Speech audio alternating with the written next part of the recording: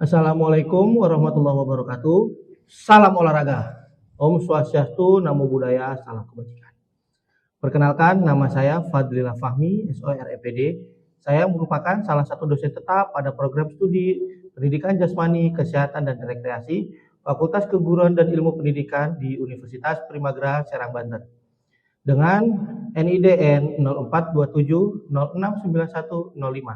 atau NUPTK 3959769670130312. Spesifikasi saya dalam mengajar yaitu pada ilmu kepelatihan. Video ini merupakan pernyataan diri dosen dalam unit kerja Tridharma Perguruan Tinggi atau yang disebut dengan PDD UKTPT sesuai dengan syarat sertifikasi dosen di tahun 2026. Mata kuliah ini adalah mata kuliah wajib prodi pada semester ketiga di program studi Pendidikan Jasmani, Kesehatan, dan Rekreasi. Biasanya, sebelum saya memulai perkuliahan ini, saya menyampaikan rencana pembelajaran semester atau yang disebut dengan RPS dan melakukan kontrak perkuliahan dengan mahasiswa. Mata kuliah ilmu kepelatihan bersifat wajib lulus dengan bobot 3 SKS, 2 SKS untuk teori, dan 1 SKS untuk praktek. Mata kuliah ilmu kepelatihan mencoba mengantarkan mahasiswa untuk meningkatkan pemahaman dan penguasaan teori dan praktek dasar-dasar ilmu kepelatihan yang meliputi prinsip, konsep, teknik, proses, dan penyusunan program dalam dunia kepelatihan olahraga. Adapun capaian pembelajaran lulusan meliputi sikap S1, bertakwa kepada Tuhan Yang Maha Esa dan mampu menunjukkan sikap religius. S3, berkontribusi dalam peningkatan mutu, kehidupan bermasyarakat, berbangsa, bernegara, dan peradaban berdasarkan Pancasila. S10, bersikap kritis, inovatif, dan kreatif terhadap perkembangan ipteks terkait dengan ilmu kepelatihan. Kemudian pengetahuan, P2, mahasiswa mampu menguasai konsep dan teori dalam mengembangkan model pembelajaran ilmu kepelatihan. P5, mahasiswa mampu menguasai konsep dan teori dalam merencanakan, mengembangkan, dan menganalisis materi serta evaluasi dalam pembelajaran ilmu kepelatihan. Keterampilan umum, KU3, mahasiswa mampu mengkaji implikasi pengembangan atau implementasi ilmu pengetahuan dan teknologi yang memperhatikan dan menerapkan nilai humaniora sesuai dengan keahliannya berdasarkan kaidah, tata cara, dan etika ilmiah dalam rangka menghasilkan solusi, gagasan, desain, atau kritik. KU5 mampu mengambil keputusan secara tepat dalam konteks penyelesaian masalah di bidang keahliannya berdasarkan hasil, analisis, informasi, dan data dalam ilmu kepelatihan. Keterampilan khusus, KK1, mampu merencanakan, mengimplementasikan, dan mengevaluasi pembelajaran pendidikan jasmani, kesehatan, dan rekreasi secara inovatif dengan mengaplikasikan konsep pedagogik didaktik, pendidikan jasmani, kesehatan, dan rekreasi, serta memanfaatkan berbagai sumber belajar dan ipteks yang berorientasi pada kecakapan hidup. KK8 mampu memecahkan masalah dalam ilmu kepelatihan berbasis proyek dan penemuan terbimbing secara mandiri atau kelompok. Adapun dalam capaian mata kuliah, yang pertama CPMK 1, mahasiswa mampu menguasai konsep dasar ilmu kepelatihan serta mempraktikannya dalam pembelajaran pendidikan jasmani yang mencakup P2, P5, KU3, dan KK1. Yang kedua CPMK 2, mahasiswa mampu mempraktikkan ilmu kepelatihan dengan nilai kerjasama, kejujuran, toleransi, kerja keras, dan percaya diri yang mencakup S1, P5, KU3, dan KK1. Yang ketiga, CPMK 3, mahasiswa mampu menguasai teori tentang konsep, tujuan, dan pentingnya ilmu kepelatihan dalam kehidupan sehari-hari yang mencakup S3 dan P2. Yang keempat, CPMK 4, mahasiswa mampu menguasai teori tentang konsep didaktik metode ilmu kepelatihan dalam pendidikan jasmani yang mencakup P5, KU3, dan KK1. Adapun bahan kajian pada MK ilmu kepelatihan yaitu meliputi 16 kali pertemuan, di mana pertemuan pertama membahas RPS dan kontrak kuliah serta penyampaian submateri dasar-dasar ilmu kepelatihan. Pertemuan yang kedua membahas submateri prinsip-prinsip latihan. Pertemuan yang ketiga membahas submateri faktor-faktor latihan. Pertemuan yang keempat membahas submateri dasar-dasar pemrograman latihan. Pertemuan kelima membahas submateri pemantauan dan identifikasi minat dan bakat dalam olahraga. Pertemuan keenam membahas submateri perencanaan jangka panjang. Pertemuan ketujuh membahas submateri pemanasan dan pendinginan dalam olahraga. Pertemuan ke-8 melakukan ujian tengah semester atau UTS. Kemudian melanjutkan pembahasan submateri kembali di pertemuan ke-9 dengan submateri latihan kekuatan dan power. Pertemuan ke-10 membahas submateri latihan daya tahan. Pertemuan ke-11 membahas submateri latihan kecepatan, fleksibilitas, dan koordinasi. Pertemuan ke-12 membahas submateri latihan kondisi fisik.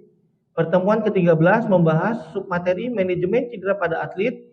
Pertemuan ke-14 membahas submateri perencanaan program latihan multilateral. Pertemuan ke-15 membahas submateri penyusunan program latihan. Dan di pertemuan ke-16 melakukan ujian akhir semester atau UAS. Sistem pembelajaran yang saya gunakan yaitu dengan menggunakan metode DIA, Delivery, Interaction, dan Assessment. Di mana dalam aspek 1 yaitu delivery, materi pembelajaran yang saya sampaikan di kelas berupa yang pertama ceramah interaktif, yang kedua presentasi dengan menggunakan PowerPoint, yang ketiga praktek pembelajaran, yang keempat video dan audio pembelajaran, dan yang kelima saya menyertakan referensi yang saya gunakan yaitu buku, e-book, dan e-jurnal. Pada aspek yang kedua yaitu interaction, pembelajaran dilakukan secara interaktif dengan menggunakan metode blended learning yang meliputi pertama kuliah tatap muka, yang kedua kuliah tatap maya yang saya gunakan di saat-saat tertentu dengan menggunakan platform Edlink yang sudah terintegrasi dengan sistem akademik atau Siakat dengan menggunakan Sevima platform.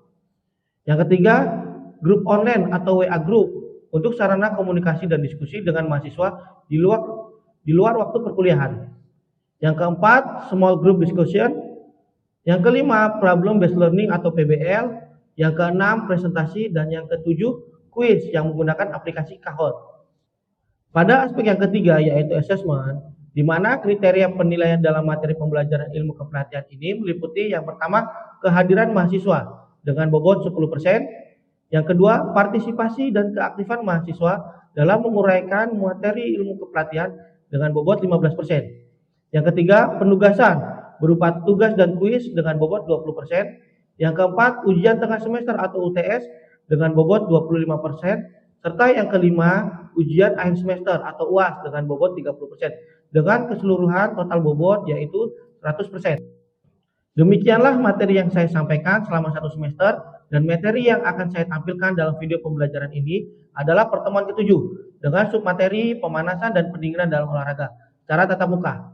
Dan berikut ini saya tampilkan video pembelajaran pada mata kuliah yang saya ampuh. Selamat menyaksikan. Bismillahirrahmanirrahim. Assalamualaikum warahmatullahi wabarakatuh. Salam olahraga. Oke, alhamdulillah. Gimana kabarnya hari ini? Sehat semua? Alhamdulillah sehat semua ya. Oke, seperti biasa sebelum kita mulai materi, kita awali dengan berdoa terlebih dahulu yang akan dipimpin oleh ketua kelas. Silakan.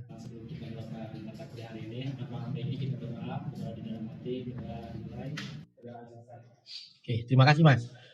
Oke, di absen terlebih dahulu ya. Muhammad Bagus Herlambang, Inayatul Udiah, Firman Maulana. Oke, alhamdulillah ya. Sudah hadir. Minggu lalu kita sudah membahas tentang perencanaan jangka panjang. Ada yang masih ingat tujuan dan manfaat? Ya oke Pak. Perencanaan jangka panjang adalah perencanaan yang memberikan arah yang jelas dalam proses pembinaan atlet secara bertahap dan berkelanjutan. Dengan adanya perencanaan, pelatih dapat mengembangkan kemampuan fisik, teknik, dan mental atlet sesuai dengan tahap perkembangan usianya. Oke, dengan adanya perencanaan jangka panjang, pelatih lebih terarah untuk melatih teknik, taktik, fisik, dan mental untuk mendapatkan prestasi semaksimal mungkin. Oke, ada lagi? Ya. Perencanaan jangka panjang membantu mengurangi resiko cedera, mencegah perplanning, serta meningkatkan peluang atlet untuk meraih performa puncak pada waktu yang tepat. Oke, dengan adanya perencanaan jangka panjang, atlet akan terhindar dari terjadinya overtraining yang akan menyebabkan terjadinya cedera dan sebagainya. Ya, jadi dengan adanya perencanaan jangka panjang, latihan akan lebih terarah, terprogram, terstruktur, ya, dan progresif. Kita dulu pemerintah punya satu program unggulan dalam perencanaan jangka panjang yaitu Prima, Program Indonesia Emas. Tapi sudah tidak dilanjutkan dan sekarang diganti dengan DBON atau Desain Besar Olahraga Nasional. Ya, perencanaan jangka panjang sangat penting, namun tidak kalah penting juga dengan materi yang akan kita bahas hari ini, yaitu pemanasan dan pendinginan dalam olahraga. Materi ini memiliki CPL pada pemanasan dan pendinginan dalam olahraga. Nah, CPL-nya yang pertama adalah mahasiswa mampu menjelaskan manfaat dan tujuan pemanasan dan pendinginan dalam olahraga.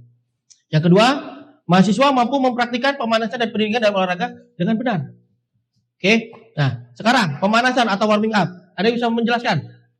Ya, Pak? Coba menjawab Pak tentang pemanasan warming up itu. Setahu saya itu pada permulaan kita mau berolahraga itu harus menggunakan pemanasan untuk meningkatkan suhu tubuh dan melancarkan peredaran darah, juga menghindari risiko dari cedera. Oke. Pemanasan dilakukan sebelum berolahraga yang bertujuan untuk meningkatkan suhu tubuh, meminimalisir terjadinya cedera. Pemanasan adalah fase krusial untuk mempersiapkan tubuh sebelum aktivitas fisik intens, berolahraga, bertanding. Ya, ini adalah jembatan transisi dari kondisi istirahat ke mode latihan, memastikan tubuh siap secara fisiologis dan mental. Idealnya pemanasan dilakukan selama 15 sampai 30 menit sebelum berolahraga atau bertanding, disesuaikan dengan denyut nadi latihan atau training zone. Nah, sebelum kita mengetahui training zone, kita harus tahu dulu nih denyut nadi maksimal. Ya, denyut nadi maksimal 220 dikurangi usia. Jadi denyut nadi maksimal setiap orang pasti berbeda. Setiap usia pasti berbeda. Nah, ada 5 klasifikasi tentang zona denyut nadi. 50 sampai 60% termasuk klasifikasi pemanasan dan pemulihan. 60 sampai 70% untuk pembakaran lemak. 70 sampai 80% daya tahan jantung dan paru-paru.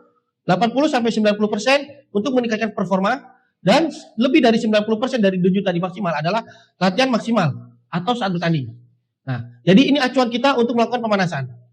Ya, apabila atlet kita atau kita melakukan pemanasan dengan denyut nadi di bawah 50 sampai 60% dari denyut nadi maksimal kita, berarti pemanasan kita tidak maksimal. Ya. Nah, tujuan dan manfaat pemanasan. Pertama, meningkatkan suhu tubuh atau otot, ya. Terus meningkatkan aliran sirkulasi darah. Kemudian mempersiapkan sistem kardiovaskular, meningkatkan fleksibilitas dan rentang atau ruang gerak sendi, meningkatkan koordinasi dan kesiapan, dan mengurangi resiko cedera.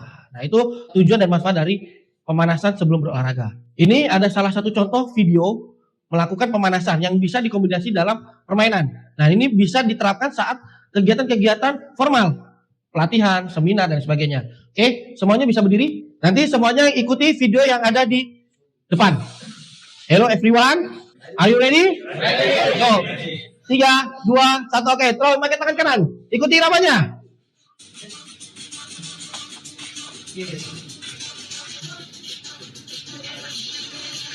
Yo, boleh pakai suara. Ganti tangan lagi.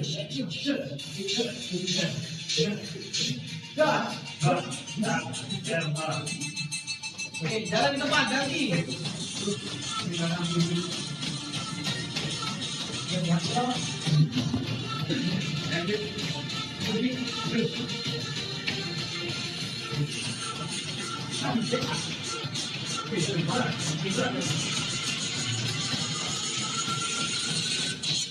Ganti gerakan lagi. Bye-bye. Oke, silakan lagi. Ya, nah itu salah satu contoh gerakan pemanasan yang bisa dilakukan saat acara-acara formal. Ya, nah bisa juga dilakukan ketika apa? Ketika kita menyetir, ngantuk. Ya, kita bisa melakukan pemanasan ringan. Untuk apa? Untuk meningkatkan fokus, ya, dan memperlancar peredaran darah. Pemanasan dilakukan sebelum berolahraga. Tidak kalah pentingnya juga adalah pendinginan atau cooling down. Ada yang bisa menjelaskan? Oke? Pendinginan atau cooling down itu merupakan serangkaian gerakan atau aktivitas fisik yang dilakukan setelah olahraga untuk mengembalikan kondisi tubuh secara bertahap kembali ke keadaan normal. Oke.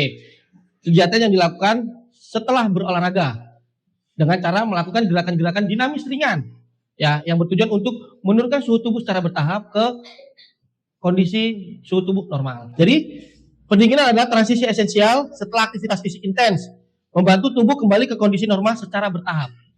Ya, tujuan dan manfaat pendinginan yang pertama menormalkan detak jantung dan tekanan darah. Kemudian membantu pemulihan otot, meningkatkan fleksibilitas tubuh, meredakan nyeri otot, membantu pemulihan psikologis, mengurangi resiko cedera. Jadi stretching untuk pemanasan dan pendinginan sama-sama untuk mengurangi resiko terjadinya cedera. Ya, sebelum olahraga kita tidak melakukan pemanasan bisa mengalami cedera kram, hamstring, dan lain sebagainya. Setelah berolahraga pun kalau kita tidak melakukan pendinginan secara intens atau maksimal, kita juga bisa terkena resiko cedera, pegel-pegel, kram, dan sebagainya. Dalam pemanasan dan pendinginan, kita sama-sama melakukan gerakan stretching. Ya, di mana stretching itu ada 4 jenis. Ada stretching statis, stretching dinamis, ballistic stretching, dan stretching atau pemanasan menyesuaikan dengan karakteristik cabang olahraga. Oke, ada yang bisa mencontohkan atau menjelaskan tentang stretching statis? Oke, silakan. Baik, saya akan mendatangkan untuk statis stretching. Nah, jadi ini dilakukan untuk statis stretching. Ini untuk Stretch bagian lain. ya. Oke. Kalau ini untuk bagian tengah. Oke, ya. Makasih Mas. Oke, untuk stretching dinamis, ada yang bisa mencontohkan? Untuk stretching dinamis itu ada lari santai atau jogging.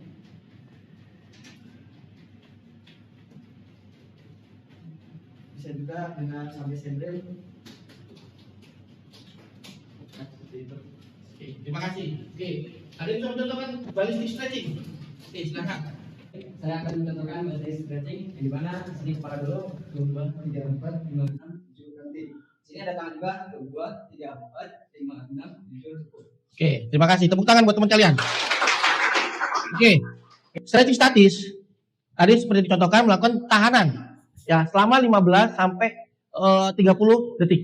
Ya, sangat cocok untuk pendinginan. Ya. Kemudian dynamic stretching atau stretching dinamis melibatkan gerakan berulang dengan jangkauan gerak yang meningkat secara bertahap. Ya, contoh jogging pelan, kemudian melakukan running ABC dan sebagainya. Dan ballistic stretching menggunakan gerakan memantul atau berayun. Tadi contoh seperti melakukan gerakan senam-senam kecil di area leher, di area tangan, untuk dada dan sebagainya. Nah, kemudian ada pemanasan yang menyesuaikan dengan cabang olahraganya. Contoh untuk cabang olahraga sepak bola bisa sambil melakukan dribbling. Cabang olahraga voli sambil melakukan serve, smash dan sebagainya. Ya. Nah, resiko apabila mengabaikan pemanasan dan pendinginan saat berolahraga. Yang pertama, cedera otot, di mana tubuh yang tidak siap dapat meningkatkan resiko terjadinya cedera otot. Ya, kemudian ada kelelahan berlebih, di mana tanpa pendinginan otot tidak dapat pulih dengan baik, sehingga menyebabkan kelelahan yang lebih lama. Dan penurunan performa, pemanasan dan pendinginan yang buruk dapat menurunkan kualitas latihan dan performa olahraga. Kemudian kesalahan umum dan praktik terbaik. Kesalahan umum dalam pemanasan dan pendinginan biasanya pemanasan hanya melakukan pemanasan statis nih sebelum berolahraga. Padahal kita tahu bahwa pemanasan statis yang terlalu lama akan menurunkan performa. Kemudian melupakan fase pemanasan dan pendinginan, nggak ngelakuin pemanasan, nggak ngelakuin pendinginan, langsung datang ke lapangan, langsung main. Ya. Kemudian durasi terlalu singkat. Pemanasan hanya karena udah nggak sabar pengen main atau latihan inti, hanya melakukan pemanasan sebagai syarat. Ya, itu yang selalu dilakukan oleh kita. Kesalahan-kesalahan kecil ini yang berdampak terjadinya cedera. Ya, kemudian ada praktik terbaik yaitu memprioritaskan pemanasan dinamis untuk meningkatkan suhu tubuh. Kemudian lakukan pendinginan aktif, menurunkan kondisi tubuh secara bertahap dan sesuaikan durasi. Ya, apakah untuk olahraga berat, untuk pemanasan dan pendinginan. Oke. Sampai saat ini ada yang mau ditanyakan? Ya, silakan. Ya, dari penjelasan jenis-jenis dan manfaat dari itu, apakah pemanasan sebelum berolahraga di pagi hari dan sore hari itu boleh melakukan stretching yang sama? Oke, bagus nih. Kita tahu pemanasan adalah melakukan gerakan-gerakan stretching. Nah, cuma pertanyaannya adalah saat berolahraga di pagi hari dan berolahraga di sore hari, apakah melakukan pemanasannya dengan gerakan yang sama? Ada yang bisa jawab? Ya? Baik, perlu diketahui ya bahwa pemanasan pada pagi hari itu tubuh kita masih rendah, otot dan sendi cenderung lebih kaku, sehingga fokusnya adalah meningkatkan suhu tubuh, melancarkan aliran darah dan mengaktifkan sistem neuromuskular sebelum melakukan gerakan intensitas tinggi. Sedangkan pada sore hari suhu tubuh secara alami sudah lebih tinggi dan otot lebih aktif karena aktivitas sepanjang hari. Oleh karena itu, berkanan pada pergerakan dinamis dan gerakan spesifik sesuai cabang olahraga saja. Oke, bagus nih. Ketika olahraga pagi, tubuh kita masih dalam kondisi kaku karena kita habis melewati fase istirahat yang lebih dari 6 jam tidur malam. Ya, sehingga ketika bangun badan kita merasa kaku, pegel dan sebagainya. Ketika kita langsung melakukan aktivitas fisik tinggi, ada resiko-resiko yang bisa terjadi, kaget dan lain sebagainya, atau belum siap. Ya, sehingga yang perlu dilakukan adalah pemanasan untuk meregangkan sendi-sendi. Yaitu dengan cara apa? Bisa melakukan stretching statis. Kemudian dilanjut dengan melakukan stretching dinamis, jogging, dan melakukan gerakan-gerakan sesuai karakteristik cabang olahraganya masing-masing. Beda hal ketika kita mau olahraga sore hari. Ya, ketika sore hari kita sudah melakukan aktivitas fisik secara alami, baik itu ke sekolah, kerja, sehingga apa? Suhu tubuh kita sudah naik. Fleksibilitas otot sendi kita sudah meningkat, sehingga saat kita berolahraga sore hari, cukup kita melakukan pemanasan dinamis. Itu ya, Mas ya. Oke, ada lagi? Ya, Mbak. Bagaimana tahapan pendinginan yang baik sesaat setelah berolahraga? Nah, oke, pendinginan. Pendinginan yang baik sesaat setelah berolahraga. Ya, ada yang bisa jawab?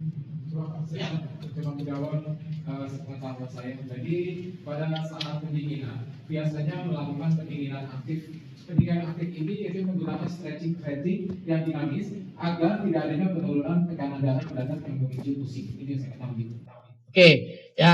Jadi sesaat setelah kita berolahraga, kita harus melakukan pendinginan dinamis atau pendinginan aktif dengan cara melakukan jogging kecil, melakukan gerakan-gerakan peregangan kecil, ya, yang bertujuan untuk apa? Menurunkan suhu tubuh secara bertahap.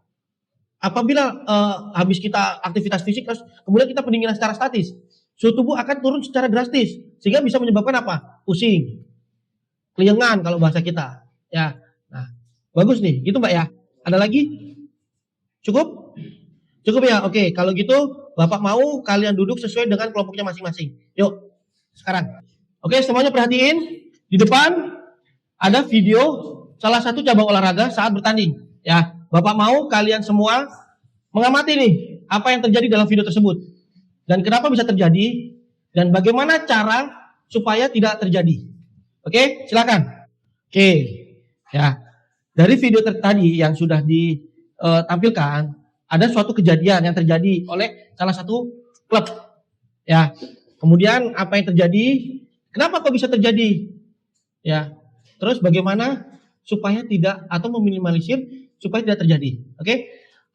Oke, kelompok 1 bisa memaparkan? Baik, assalamualaikum warahmatullahi wabarakatuh.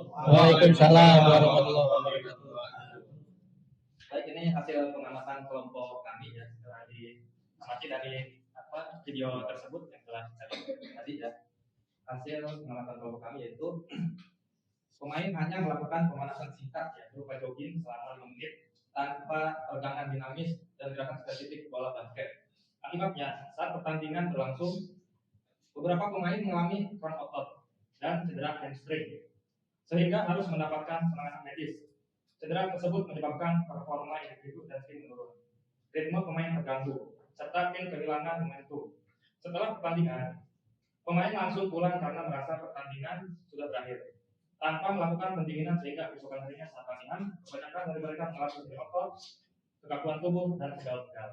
Kondisi tersebut terjadi karena tubuh belum mempersiapkan secara optimal untuk menghadapi aktivitas fisik berintensitas tinggi. Pemanasan yang terlalu singkat tidak cukup untuk meningkatkan suhu tubuh, memperlancar aliran darah ke otot, meningkatkan elastisitas otot dan tendon, serta mengaktifkan sistem neuromuskuler yang berperan dalam koordinasi dan respon gerak. Selain itu, tidak dilakukannya pendinginan menyebabkan denyut jantung dan aktivitas fisiologis tubuh berhenti secara mendadak sehingga proses pembuangan sisa metabolisme, relaksasi otot dan kemudian menjadi kurang optimal. Kejadian tersebut dapat dicegah dengan menerapkan prosedur dan pemanasan dan pendinginan yang benar sebelum berolahraga atau bertanding atau perlu melakukan pemanasan selama 10 atau 20 menit. Oke, jelas ya?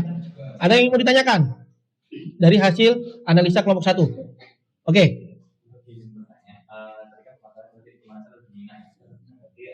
Jadi pertanyaan itu bagaimana cara melakukan pemanasan dan pendinginan yang baik sehingga meminimalisir terjadinya hal seperti itu. Nah, serta juga berikan contohnya. Oke, jadi bagaimana cara melakukan pemanasan dan pendinginan yang baik sehingga tidak terjadi atau meminimalisir terjadinya hal seperti yang ada di video tadi gitu ya?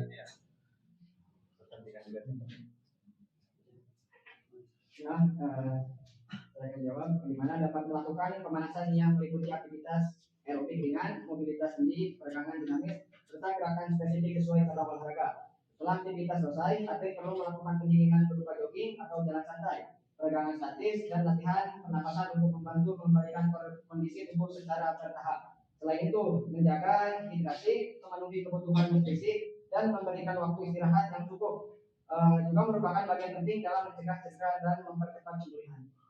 Oke, ya jadi jelas bahwa pemanasan itu harus sesuai dengan denyut nadi latihan, yaitu kisaran 50-60%. Ketika denyut nadi di bawah 50-60%, berarti pemanasan nggak maksimal, yang akan beresiko terjadinya cedera dan kram dan sebagainya. Dan ketika selesai bertanding, menang ataupun kalah, tetap wajib harus melakukan pendinginan, ya, menyesuaikan dengan cabang olahraganya tadi. Oke, jelas ya. Oke, kasih tepuk tangan buat nomor 1. Ya, silakan. Seperti biasa, di penghujung pertemuan kita selalu diadakan kuis terkait dengan materi hari ini. Oke, semuanya bisa scan barcode-nya. Kita mulai. Di sini ada beberapa pertanyaan yang harus kalian pilih jawabannya dari gadget kalian. Oke, pertanyaan pertama. Apa tujuan utama melakukan pemanasan sebelum berolahraga? Ayo, merah, orange, biru, atau hijau? Oke, kita lihat siapa peringkat kedua. Mahfudi, boleh ke depan Mahfudi. Andika peringkat kedua, dan yang pertama adalah Gus Pandi. Boleh ketiga, ke depan. Kasih tepuk tangan buat teman-teman. Oke, boleh. Oke, ya, seperti biasa. Ya, yang memperoleh peringkat ketiga ini udah pasti mendapatkan nilai lebih. Ya, jadi setiap perkuliahan kalian harus melakukan cepet-cepetan nih. Ya, karena untuk mendapatkan penambahan nilai. Oke, apa kesimpulannya kita dapat nih dari materi hari ini terkait dengan pemanasan dan pendinginan dalam olahraga? Ada yang bisa menyampaikan? Oke, silakan Mas. Jadi kesimpulannya itu saya baru memahami kayak konsep pemanasan dan pendinginan yang harus sesuai dengan kecepatan olahraga. Oke, baru memahami ya pemanasan dan pendinginan yang sesuai dengan cabang olahraga. Kita biasanya melakukan pemanasan ya sekedar statis, habis itu selesai. Padahal pemanasan dan pendinginan harus menyesuaikan dengan cabang olahraganya. Ya, oke, pemanasan tidak hanya untuk mempersiapkan kondisi fisik, tetapi mental, psikologi, ya, dan kesiapan atlet sebelum bertanding atau berolahraga. Jelas ya. Jadi pemanasan dan pendinginan adalah investasi penting untuk kesehatan dan performa atlet jangka panjang. Resiko cedera dapat turun signifikan dengan rutin melakukannya, meningkatkan efisiensi dan kekuatan selama latihan atau bertanding, mengurangi nyeri otot dan mempersiapkan tubuh untuk sesi berikutnya. Oke, berakhir sudah nih materi kita hari ini. Semoga materi yang hari ini dapat bermanfaat buat kita semua. Diawali dengan doa dan ditutup juga dengan doa. Oke, silakan ketua kelas.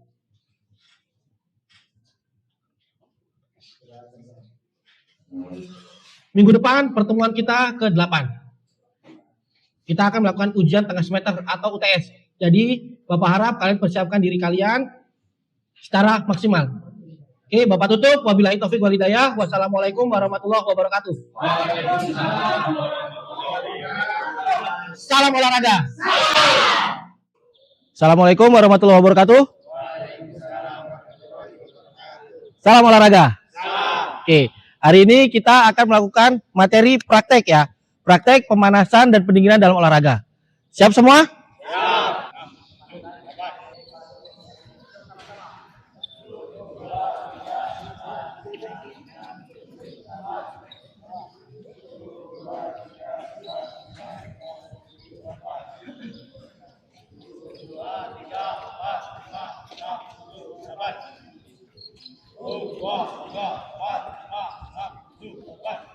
Semuanya, kita udah ngelakuin materi pemanasan dan pendinginan dalam olahraga nih. Bapak harap semuanya bisa mengaplikasikan dengan maksimal di setiap olahraga. Materi hari ini Bapak tutup. Wabillahi taufik wal hidayah. Wassalamualaikum warahmatullahi wabarakatuh. Salam olahraga. Demikianlah video pembelajaran yang telah saya buat. Kurang lebihnya saya mohon maaf. Wabillahi taufik wal hidayah. Wassalamualaikum warahmatullahi wabarakatuh. Salam olahraga.